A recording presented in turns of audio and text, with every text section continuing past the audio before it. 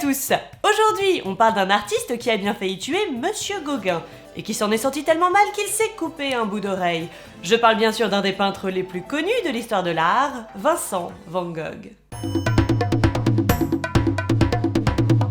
Van Gogh a débuté son activité de peintre très tardivement. Dès l'enfance, il dessine beaucoup, mais ce n'est qu'à 27 ans qu'il se met finalement à la peinture. Il ne lui reste alors que 10 ans à vivre. 10 années durant lesquelles il réalisera plus de 700 tableaux qui feront de lui une figure majeure de l'histoire de l'art. Et pourtant, Van Gogh s'est toujours senti exclu du monde de l'art, surtout vers la fin de sa vie. Il aura pourtant connu beaucoup d'artistes de leur vivant, en particulier des impressionnistes. Parmi eux, un certain Pissarro, qui l'initie au divisionnisme des tons et aux nouvelles théories quant au traitement de la lumière. Van Gogh est également très influencé par les maîtres du passé et surtout par un, Millet, artiste à qui il admet vouer une véritable vénération. Des estampes japonaises à Rembrandt, même s'il se sentait esselé, Vincent ne manque pas de quoi s'inspirer.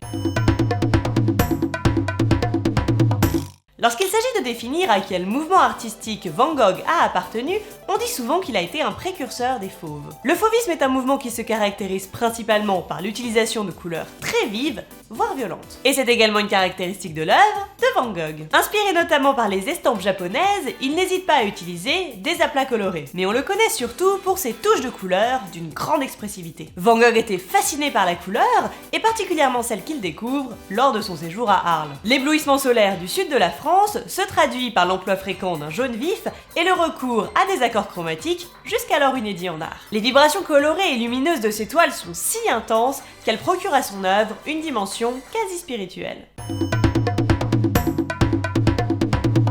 Le père de Van Gogh était pasteur, et il songera lui-même un temps à prendre l'habit. Conforté dans sa vocation par la misère des faubourgs de Londres, il échouera cependant dans ses études de théologie. Il se voit envoyé dans une des régions les plus défavorisées de la Belgique, dont il ne ressort pas pasteur, mais charitable jusqu'au sacrifice. Van Gogh s'intéresse depuis toujours à la condition des plus démunis, ce qui se retrouve dans son œuvre. Même à ses débuts, lorsque sa peinture balbutie un peu techniquement, sa sincérité fait ressortir des idéaux très humanistes. Il peindra ainsi beaucoup de paysans miséreux, ce qui lui permet de représenter à la fois l'humain et le paysage. Car pour Van Gogh, le paysage, c'est le reflet de l'âme, la sienne en particulier. Y intégrer la misère humaine est le reflet de l'intérêt constant qu'il porte aux démunis. Et voilà qui devrait vous aider à mieux comprendre et identifier le style de Van Gogh. Si la vidéo et le petit oiseau vous ont plu, n'hésitez pas à la liker, à la partager et à vous abonner. Et en attendant, voici les résultats du quiz de l'épisode précédent sur Yves Tanguy.